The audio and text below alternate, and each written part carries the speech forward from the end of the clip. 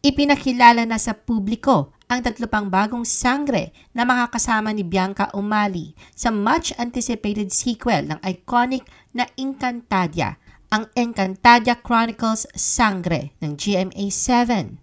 Kilalanin natin ang mga bagong tagapangalaga ng mga brilyante. The Philippine Showbiz List presents. Kilalanin ang 3 na new sangres. Kelvin Miranda. Bagamat medyo late na nang madiskubre ni Kelvin ang passion sa pag-arte, taglay na niyang natural na talento. Katunayan, habang nag-aaral ng elementarya at sekundarya sa Caloocan, ay nakitaan na siya ng senyales na magiging future actor sa pamamagitan ng paglahok niya sa school events. Hinangaan rin siya ng kanyang mga kaeskwela dahil sa taglay niyang husay pagdating sa pag-awit, pagsasayaw, maging sa pagtugtog ng music instruments at pagsusulat ng tula. Habang nasa kolehiyo ay napagdesisyonan ni Kelvin na huminto muna sa pag-aaral at subukan ang kanyang swerte sa showbiz na ideya ng kanyang ate. Taong 2016 ang simula ni Kelvin ang kanyang showbiz career sa pamamagitan ng pagganap ng mga supporting roles sa mga pelikula at TV projects.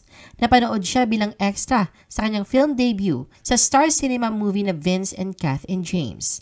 Noong 2017, pumirma siya ng kontrata sa ilalim ng GMA Artist Center. Bilang introvert, aminado si Kelvin na mahirap ang kanyang simula at hindi maiwasang nakaramdam ng takot, lalo na at wala siyang karanasan sa larangang pinasok. Ganun pa man, habang tumatagal, ay unti-unti niyang nagustuhan ang pag-arte at sineryoso ang karerang ito. Sa mga lumipas na taon ay nabigyan siya ng mga maliit na papel sa ilang kapuso shows. At mula nga sa supporting roles, dumating ang breakthrough role para kay Kelvin. Taong 2019 na mapasama siya sa independent film na The Fate, kung saan nauwi niya ang panalong Best Actor mula sa Six Orduha Film Festival.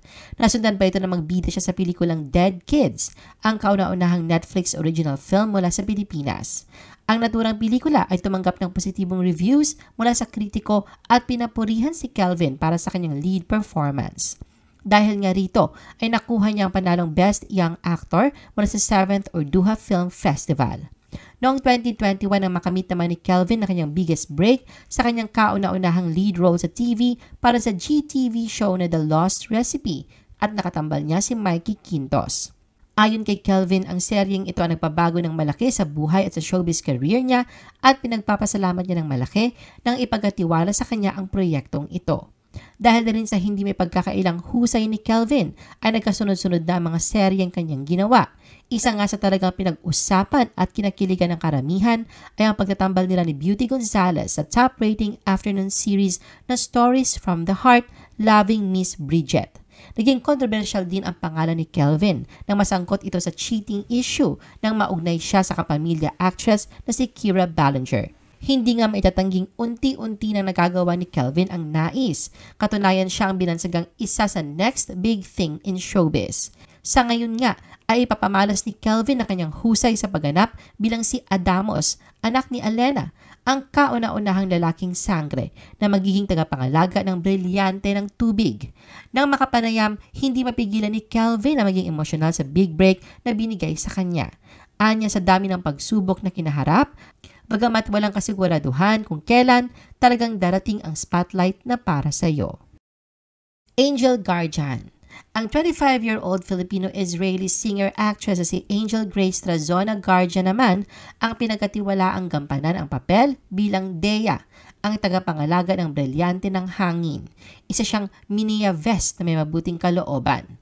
Masasabi ngang nararapat kay Angel. Ang naturang karakter na bukod sa kanyang angelic face ay hindi din may pagkakaila ang husay nito pagdating sa aktingan. Lingid sa kaalaman ng karamihan, matagal na siya nakipagsapalaran upang mahanap ang lugar sa industriya. Katunayan, 10 taong gulang pa lang nang simula ni Angel ang kanyang karera mula sa paggawa ng commercials at ilang pagganap sa pelikula at telebisyon. Una siya napanood sa isang episode ng drama anthology ng TV5 na Star Confessions at kasunod nga noon ay naging official artist siya ng network noong 2011. Pero kalaunan ay nagpa siya si Angel na magpahinga upang mag-focus sa kanyang pag-aaral. Sa kasamaang palad, kinailangan niyang huminto pagkatapos ng kanyang 3 taon bilang isang mag-aaral ng hotel and restaurant management sa Far Eastern University dahil sa financial problems. Kasunod nga nito ay pinagpatuloy ni Angel ang kanyang nasimulang karera. Taong 2018, nagbalik siya kung saan ay sinimulan niya ang kanyang acting career bilang bahagi ng Kapuso Network sa family comedy drama na Pamilya Roses.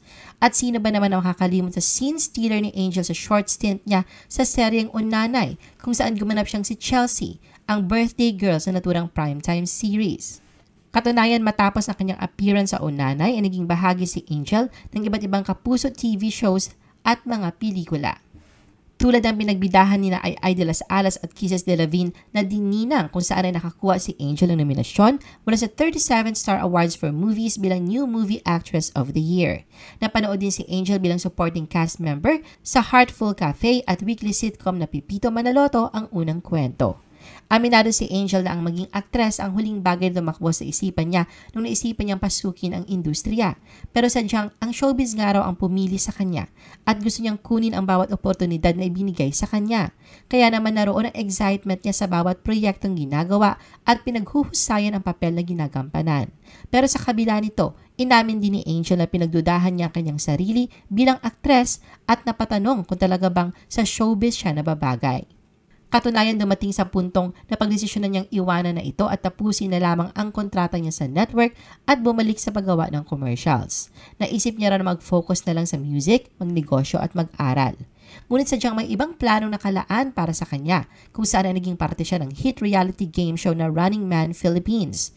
Ayon kay Angel, perfect timing na maituturing para sa kanya ang pagdating ng reality show dahil nawala ang kanyang pagdududa kung para sa kanya ang showbiz. Katunayan, marami siyang ginulat dahil sa mga episodes ng programa ay nakita ang pagiging palaban niya sa mga mahihirap na physical challenges na dahilan kung bakit siyang itinanghal na kauna-unahang ultimate runner. Marami rin ang nagulat dahil kahit na maituturing na baguhan ay sunod-sunod ang projects ni Angel. Kabilang na nga rito ay ang first lead cast niya sa seryeng Mano Po Legacy, The Flower Sisters, kung saan ibang husay na aktingan ang ipinamalas niya rito. At sa ngayon nga, labis na pinagpapasalamat ni Angel ang tiwalang ibinigay sa kanya na isa sa bagong henerasyon ng mga sangre. Ayon kay Angel, nagkita na sila ng unang naging tagapangalaga ng brilyante ng hangin na si Iza Calzado. Katunayan, ang pangalan ng kanyang karakter na si Dea ay mula sa pangalan ng anak na babae ni Iza na si Dea Amihan. Faith Da Silva. Gagampanan naman ni Faith ang papel bilang si Flamara, ang anak ni Sangre Perena at ng Punjaboy na si Azulan, na magiging tagapangalaga ng brilyante ng apoy. Isa si Faith sa tinuturing na most promising young actress ng Kapuso Network. Nagsimula ang kanyang showbiz career na mapasama siya bilang extra sa pelikulang Kamoting Kahoy noong 2009. Pero taong 2015, ipinagpatuloy ni Faith ang kanyang pangarap na makapasok sa industriya sa pamamagitan ng paglahok niya sa 6th season ng Starstruck. Kasunod nga nito ay paglabas niya sa mga ilang mga drama ng GMA Network. Naging mailap man ang simula ni Faith, hindi naman ito nakahadlang sa kanya na magpatuloy. Katunayan, mula sa minor roles, dumating ang hindi niya inaasahan na break. Ito ay namapasama siya sa 2021 afternoon series na Las Hermanas. Ang naturang seryeng kauna-unahan niyang lead role na nagbukas ng maraming oportunidad sa kanya sa showbiz. Dahil nga sa pagpapamalas niya ng husay rito, nariyan ang sunod-sunod na proyektong ipinagkatiwala sa kanya, tulad ng kontrabida role sa seryeng Unika Iha at Maging Sino Ka Man. Maliban sa drama, nagpakita din ng kanyang comedy skills si Faith mula nang lumabas siya sa ilang episode ng Bubble Gang. Isa rin siya sa kasalukuyang host ng noontime variety game show na TikTok Clock at nakapaglabas na rin ng kanta. Umingay din ang pangalan ni Faith nang maugnay siya sa minsang nakatrabaho niya ang veteran actor na si Albert Martinez. Sa isang interview, inamin niyang mas gusto niya ng older men at nagustuhan niya nga ang aktor. Pero paglilinaw niya na dahil sa paraan ng pagtrato nito sa kanya na kahit siya ay baguhan pa lamang ay hindi nito pinaramdam na magkalayo ang level nila at talagang ginagabayan siya. Inamin din ni Faith na dahil lumaki siyang walang father figure, naghahanap siya ng pagmamahal sa isang lalaking nasa labas ng kanyang pamilya. Si Faith ay anak ng dating aktor na si Dennis Da Silva na naging person deprived of liberty. 2 taon lamang si Faith na makulong ang ama at magpahanggang ngayon ay hindi niya pa nadadalaw. Hindi tinanggi ni Faith na nung kanyang kabataan ay kinahihiya niya ito, pero gayon pa man, nagpapasalamat siya sa ama dahil alam niyang dala pa rin niya ang pangalan nito at mananatili pa rin siyang anak nito anuman ang mangyari. Samantala, dahil na rin sa kanyang angking ganda at tindig na napasok sa katangian ng isang beauty queen, na rin ang humihimo kay Faith na subukan din ang pageantry. Pero sa ngayon ay mas nakatuon ang atensyon niya sa kanyang acting career. Bilang bagong sangre, aminado si Faith sa pressure at excitement na nararamdaman. At isang karangalan na siya ang naatasang tagapangalaga ng brilyante ng apoy. Katunayan ay nag-audition siya noong 2016 para sa Encantadia. Bagamat may ilang kumikwestiyon sa kanyang papel, nais na patunayan ni Faith na ito ay talagang nakalaan sa kanya. Ang showbiz breakdown na ito ay alay niya sa kanyang #1 supporter, ang kanyang ina. Ito anya nagbigay ng inspirasyon sa kanya na galingan palagi para ipakita sa mga tao na karapat-dapat siya sa posisyong narating ngayon. I-post ang inyong comments at reaction sa baba at huwag kalimutan na i-like at i-share ang video na ito. Gusto mo pa ba ng ibang showbiz videos? Panoorin ang aming iba pang top viewed videos. Para sa aming mga YouTube viewers, pumunta lang sa description ng video na ito o i-click ang link sa itaas ng screen. Para naman sa mga Facebook viewers, ay maaari ninyong hanapin ang mga link sa comment section ng video. I-follow nyo din kami sa Facebook at mag-subscribe sa aming YouTube channel. Thanks for watching!